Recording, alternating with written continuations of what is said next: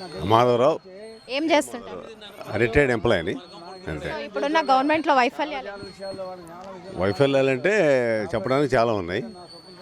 కాకపోతే ఏంటంటే అభివృద్ధి అనే అంటే సంక్షేమ పథకాలు ఇస్తున్నారు కానీ అది సంపూర్తిగా ఇచ్చినా కూడా అభివృద్ధి అనేది లేకుండా ఉండేటప్పటికి జనరల్గా నెగిటివ్ పాయింట్స్ వస్తాయి అన్నమాట. అది సో గవర్నమెంట్ చేంజ్ అయితే ఎలాంటి అభివృద్ధి కోరుకుంటున్నారు? అభివృద్ధి అంటే అంత ఉపాధి అవకాశాలు ఎక్కువ రావాలి, అదే ఒకటి. అట్లానే ఎంప్లాయ్మెంటు తర్వాత ఈ ఇండస్ట్రీస్ కానీ అవన్నీ కూడా లోగడ లాస్ట్ టైం గవర్నమెంట్ అయితే ఎక్కువ ఐటీ ఇండస్ట్రీస్ కానీ ఇవన్నీ కూడా బాగా అభివృద్ధి చేస్తున్నారని చెప్పి చేంజ్ కావాలని చాలా జనరల్గా అభిప్రాయం ఉందన్నమాట. అది సో నిరుద్యోగం పైన మీ అభిప్రాయం? నిరుద్యోగం ఉంది, నిరుద్యోగం ఎక్కువవుతూ ఉంది. ఇక రిక్రూట్మెంట్ తగ్గింది. ఎంత రిక్రూట్మెంట్ ఉన్నా కూడా నిరుద్యోగం ఉంటానే ఉంటుంది. నా అభిప్రాయం ఏంటంటే ఇక్కడ రిక్రూట్మెంట్ అనేది తక్కువ ఉంది కాబట్టి మొన్న ఇది ఇచ్చారు, 2-3 ఇచ్చారు కానీ నోటిఫికేషన్లు, అంతకుముందు ఏమీ లేవు కదా. అది ఇంక నిరుద్యోగ యువత ఎక్కువైపోతుంది. కల్తీ మద్యం దొరుకుతుంది కదా, దానిపైన మీ అభిప్రాయం? కల్తీ మద్యం అనేది ఎవరైనా సరే దాన్ని హర్షించరు. ఎవరైనా సరే కల్తీ మద్యం అనేది ఎక్కువ ఉందని చెప్పి అంత ఉటంకిస్తున్నారు. అది మాత్రం అరికట్టాల్సిందే. అది పెమ్మసాని చంద్రశేఖర్ గారి పైన మీ అభిప్రాయం? ఆయన అమెరికా నుంచి వచ్చారు, ఇప్పుడు అంతే బాగా చేస్తానంటున్నారు. అది అంటే అతని గురించి మనకేం తెలియదు కదా. కాకపోతే ఏంటంటే వీ హోప్ ఈ will do much more better then. నా పేరు సాంబశివరావు అండి. ఏం చేస్తుంటారు? ఖాళీగానే ఉంటున్నారు. ఇప్పుడున్న రోడ్లు ఎలా ఉంది? అధ్వానంగా ఉన్నాయి కదండి. అధ్వానం కూడా మద్యపానం నిషేధం చేస్తే ఓట్లు అడుగుతానన్నాడు. మద్యపాన నిషేధం అసలు చేయలేదు. గవర్నమెంట్ మళ్ళీ కంటిన్యూ అయితే బాగుంటుందా? మళ్ళీ కొత్త గవర్నమెంట్ మళ్ళీ కంటిన్యూ అయితే రాష్ట్రం నాశనం అయిపోతుందండి, అందులో నో డౌట్. ఏం మార్పు కోరుకుంటున్నారు మీరు గవర్నమెంట్ మార్పు? అన్నీ ఎంప్లాయ్మెంట్ కానీ అంతా దోపిడీ కదండి. శాండు, వైను, ల్యాండ్, మైన్లు అన్నీ దోపిడీ. పెమ్మసాని చంద్రశేఖర్ గారి పైన మీ అభిప్రాయం? బాగానే చేస్తాడు అనుకుంటున్నాం. సో ఎంత మెజారిటీ ఎక్స్పెక్ట్ చేస్తున్నారు? ఒక 50,000 అట్లా చేస్తాం. మీ పేరు? నా పేరు రామకృష్ణరాజు. ఏం చేస్తుంటారు? నేను బ్యాంక్లో చేస్తాను. సో ఇప్పుడున్న గవర్నమెంట్ బాగుందా? గవర్నమెంట్ మారితే బాగుందా? గవర్నమెంట్ మారాలండి. ఎందుకు మార్పు కోరుకుంటున్నారు? ఎందుకు మారాలంటే ఉన్న రాజధాని పీకేశారు. అక్కడున్న మహిళల్ని ఇబ్బంది పెట్టారు, అక్కడున్న ఆ ఏరియా ప్రజల్ని. తర్వాతను ఫస్ట్ సీఎంగా అయిన వెంటనే ప్రజల డబ్బుతో 11 కోట్లు పెట్టి కడితే ప్రజాభవన్ అది పడగొట్టేశారు. అది దేనికైనా వచ్చేది, ఎవరికి హాస్పిటల్కి ఇవ్వచ్చు, లేకపోతే ప్రభుత్వ కార్యకలాపాలకు వాడుకోవచ్చు, పడగొట్టేశారు. తర్వాత 60 సంవత్సరాల గవర్నమెంట్ ఎంప్లాయీస్ది 2 సంవత్సరాలు పెట్టి 62 సంవత్సరాలు చేశారు రిటైర్మెంట్. ఎంతమంది అన్ఎంప్లాయ్మెంట్ ఉంది? అది ఇప్పుడు ఒక వ్యక్తి, గవర్నమెంట్ వ్యక్తి రిటైర్ అయ్యే స్టేజ్లో అటెండర్ అయినా కానీ ₹1,00,000 శాలరీ డ్రా చేస్తాడు. 58 ఏళ్ళు దాటిన తర్వాత అతను ఎవరైనా కానీ అంత ఎనర్జీ ఉండదు, ఆఫీస్కి వెళ్ళి ఎనర్జెటిక్గా పనిచేయలేరు, నీరసంగా ఉంటారు. అలాంటిది 61 సంవత్సరాలకు వచ్చి అతను ఏం చేస్తాడు? అదే ₹1,00,000 నిరుద్యోగులకి పిలిచి 25,000 నెలకు శాలరీ ఇచ్చి ఉద్యోగ భద్రత ఇస్తే ఎంతమంది హ్యాపీగా ఫీల్ అవుతారు డిగ్రీ చదువుకున్న వాళ్ళు? అదొకటి మిస్టేకు. తర్వాత ఆయన ఇలాంటి మిస్టేక్స్ చాలా ఉన్నాయి. అది మొన్న జరిగిన గులకరాయి సంఘటన అంటే అది ఎవరో అన్నోన్ పర్సన్స్ చేసి ఉంటారు. అది తప్పు. అది పబ్లిక్కి ఎవరైనా పబ్లిక్లోకి వచ్చి మాకు ఓట్లు వేయండి అని వాళ్ళు ఆ పార్టీ గురించి చెప్పుకోవచ్చు. వాళ్ళ రాళ్ళు వేయటం మాత్రం తప్పు. అది ఎవరు సమర్థించరు. అది ఫస్ట్ టైం ఓటేసే వాళ్ళకి మీరు చేయండి. ఫస్ట్ టైం ఓటేసే వాళ్ళంటే మంచి ప్రభుత్వాన్ని ఎన్నుకోవాలండి. ఇప్పుడున్న ప్రభుత్వం అయితే వద్దు. సామాజిక పరిస్థితి అంటే నేను ఉద్యోగం చేసింది భయంకరమైనటువంటి వ్యాధి. మెడికల్ డిపార్ట్మెంట్ కూడా కుష్టు వ్యాధి అనే దాంట్లో మేము పనిచేసాం. కుష్టు రోగి అంటే వాళ్ళు మంచినీళ్ళు గ్లాస్ ఇచ్చినా కానీ మనం తీసుకొని తాగటం ఉండదు. వాళ్ళ ఇంటికి వెళ్ళి మంచం మీద కూర్చోవాలంటే భయం, వాళ్ళతో మాట్లాడాలంటే వియ్యాలు చేసుకోవాలన్నా కూడా వాళ్ళ తాతగారికి లెప్రసీ ఉన్నా వీళ్ళకి పెళ్ళిళ్ళు కావడం జరిగేది కాదు. అంటే ఒక భయంకరమైనటువంటి, వాస్తవంగా అంత భయంకరమైనది కాదు, అయినప్పటికీ ఎన్నో అపోహలు ఉండి ఆ, ఉండేటటువంటి దాంట్లో ఆ సమయంలో మేము దాంట్లో పనిచేసాం. కుష్టు వ్యాధి నిర్మూలన కోసం ప్రయత్నం చేసాం. మేము మా దగ్గరికి రోగి రావటమే కాకుండా మేమే రోగి దగ్గరికి వెళ్తాం. వెళ్ళి నెలలకు సరిపోని మందులు ఇచ్చి వాళ్ళ ఇంట్లో ఎట్లా ఉన్నాయి మార్పులు దాని మీద వర్క్ చేసేవాళ్ళం. మేము రిటైర్ అయ్యేసరికి దానికి మంచి మందులు రావటం, ఆ వ్యాధి చాలా అదుపులోకి వచ్చింది. ఇప్పుడు ఉద్యోగులు కూడా దాంట్లో తగ్గారు బాగా. అటువంటి పరిస్థితి నుంచి ఒక 30 సంవత్సరాలు దాదాపు దాంట్లో పనిచేసిన తర్వాత ఇంకా 2 సంవత్సరాలకు రిటైర్ అవుతాం అనగా అప్పట్లో 95, 96 ఆ ప్రాంతంలో ఎయిడ్స్ భయంకరమైనటువంటి వ్యాధిగా వచ్చింది. అది చాలా భయంకరంగా దాని ప్రమాదం ఉండేది. అయితే దాని గురించి కూడా చేయటానికి మేము లెప్రసీలో పనిచేసిన అనుభవం ఉంది కాబట్టి ఎయిడ్స్లో కూడా సమాజంలోకి వెళ్ళి ఏం చెప్పాలి, యూత్ ముఖ్యంగా ఎటువంటి ప్రమాదానికి ఒక్క రెప్పపాటు ఒక క్షణం గనక ఉద్రేకంలో ఏదైనా నిర్ణయం తీసుకుంటే జీవితం మొత్తం అయిపోద్దో తెలియదు.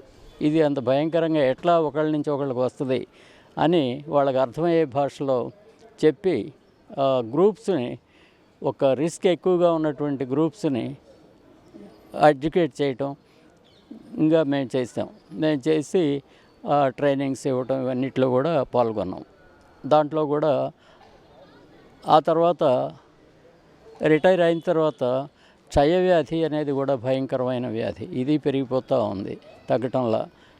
ఎంత ధనవంతుడైతే కారులో వెళ్ళొచ్చు, ఇంకో రకంగా వెళ్ళొచ్చు, ఏసీ విమానంలో వెళ్ళొచ్చు, కానీ వాళ్ళకు కూడా రిస్క్ ఉంది. నీ పక్కన కూర్చున్నటువంటి వాళ్ళు దగ్గుతూ ఉంటే ఆ క్రిములు నీ ఆరోగ్యవంతుల్లో రావచ్చు.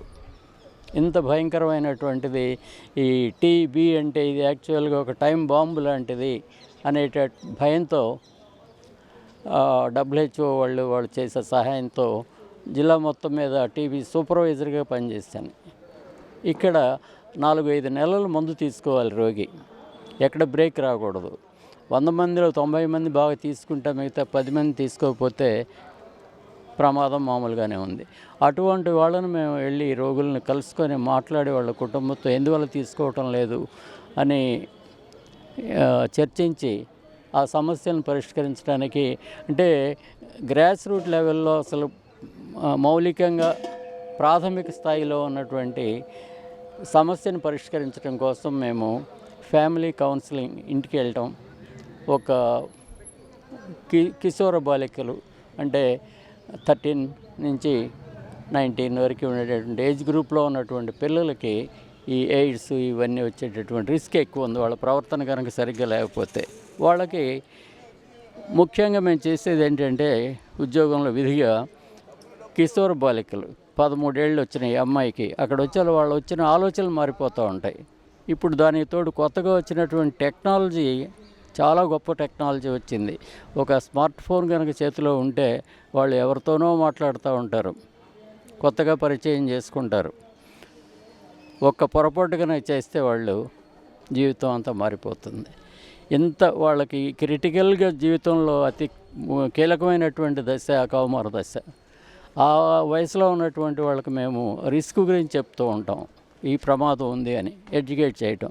ఇట్లా వాళ్ళకి అర్థమయ్యే భాషలో చెప్పాలి, వాళ్ళని పోట్లాడినట్టు కాదు, ఏముంది అని చెప్పి వాళ్ళకి విడమర్చి చెప్పగలగాలి.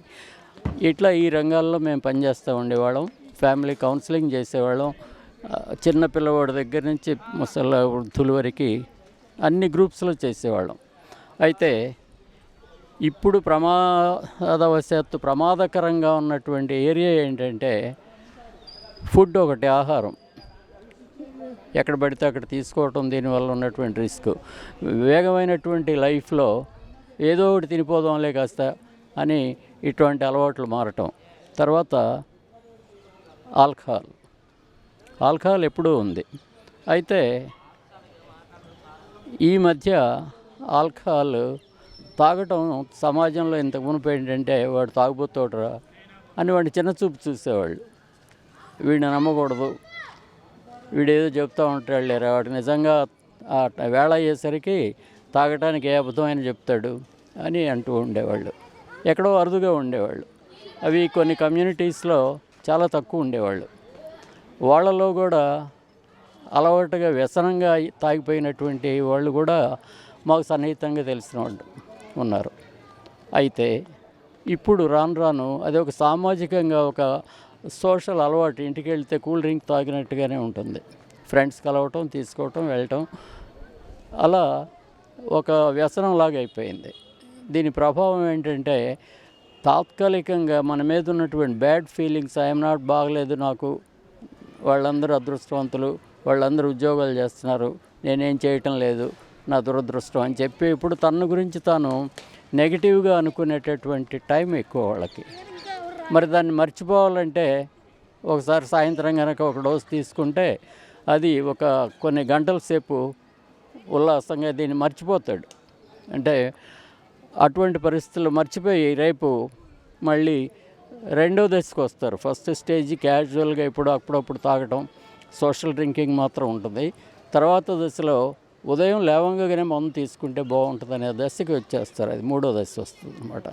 అది క్రిటికల్ స్టేజ్. అంటే ఆల్కహాల్ లేకుండా ఉండలేను అనేటటువంటిది. ఇట్లా 12 స్టేజెస్ ఉన్నాయి. ఇంకో దశలో ఆరోగ్యం పాడైపోయే, చేతులు వణకటం, జీర్ణశక్తి దెబ్బతింటం, సామాజికంగా ఉద్యోగం సరిగ్గా చేయకపోవడం, ఆస్తుల్ని పోగొట్టుకోవడం, ఆస్తి అలవాటైంది కాబట్టి వాడు ఎంతో కొంత అమ్మేస్తూ ఉంటాడు. ఈ రకంగా అదొక సమస్య, వ్యక్తికి సమస్య, కుటుంబానికి సమస్య, ఆ సమాజానికి కూడా సమస్య అన్నమాట. అది ఇవాళ చాలా ఎక్కువగా ఉంది. అది మామూలు ఏదో ఒక సరదాగా చెప్తారా, వెళదాం, రే ఒక క్వార్టర్ కొను, నువ్వు ఒక క్వార్టర్ ఏం చాలుద్రా, కొట్టు, నీ జేబులో ఉన్నాయి డబ్బులు, లేకపోతే ఫోన్లో కొట్టు అని చేసేటటువంటి స్టేజ్ కింద అది ఒక మామూలు విషయం ఏముంది అందులో అనేలాగా ఆలోచన మారిపోయింది. అంటే రూట్స్ మనకి దెబ్బతిన్నాయి. ఇది తెగులు అనేటటువంటిది వేళకే వచ్చింది. దాని ప్రభావం రాను రాను మొక్క ఎండిపోవటానికి సిద్ధంగా ఉంటుంది. ఆకులు ఎండిపోయి రాలిపోతున్నాయి. కాబట్టి ఇప్పుడు ప్రస్తుతంగా మేము చూసేది ఏంటంటే ఆ యాంగిల్లో ఆల్కహాలిజం అనుకుంటూ ఉంటే దాన్ని మించిపోయినటువంటిది మన మైండ్ని కంట్రోల్ చేసేటువంటి డ్రగ్స్ వస్తున్నాయి కదా. కొద్దిగా ఒక్క 50 రూపాయలు 100 రూపాయలు పెట్టి ఒక చిటికెడు కనుక తీసుకుంటే పౌడరు, దాన్ని సిగరెట్ తాగితే ఆ కాసేపు గాలిలో ఎగిరిపోతున్నట్టుగా ఫీల్ అవుతాడు.